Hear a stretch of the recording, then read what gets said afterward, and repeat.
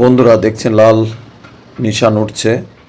আর এখানে আছে একটা সাইনবোর্ডে কিছু লেখা নেই, তবে লাল নিশান যদি রাস্তায় থাকে তখন আমরা ধরে নিতে পারি এখানে উন্নয়নের কাজ চলছে।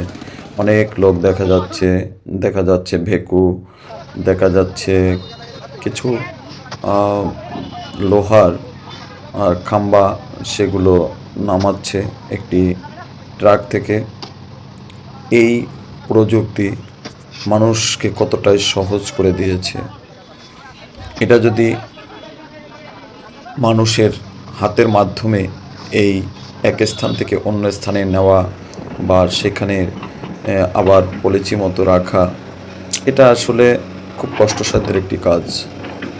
এই মেশিনের মাধ্যমে আপনার 100 বা 200 জন মানুষের কাজ, সারাদিনের যে কাজ করতে লাগে, সেই কাজ এই একটা মেশিনের মাধ্যমে মাত্র কয়েক মিনিটের মধ্যে সম্পন্ন করতে পারে।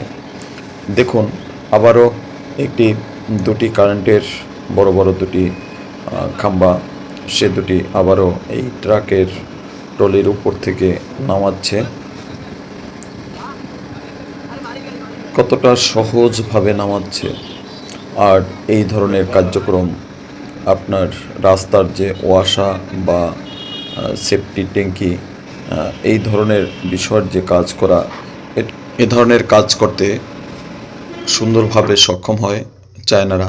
দেখুন, এক পাশ একটু ওয়েট বেশি হয়ে গেছে, তাই এক পাশ জেগে উঠছে। সমান মিডিল স্থানে বেঁধে দিতে পারেনি বাঙালিরা। এই মেশিন পরিচালনা বা রাস্তার অন্যান্য মেশিনের কাজগুলো চায়নারা করে থাকে, কিন্তু সহযোগিতায় বাঙালিদের নিয়ে নেন। এখানে সেফটি ট্যাঙ্কির বিশাল একটি ডিপ স্থান করেছে। যে লোহার পাতগুলো দেখেছেন, ওই লোহার পাতগুলো থেকে কর্তৃপক্ষের কাছে জানলাম এই সেফটি ট্যাঙ্কি গভীরত্ব আছে 26 ফিট। নিচে দেখুন কাজ চলছে, 26 ফিট নিচে এভাবে কাজ চলছে। ওখানে ঝালাই করে সুন্দর করে মজবুত করে তৈরি করছে।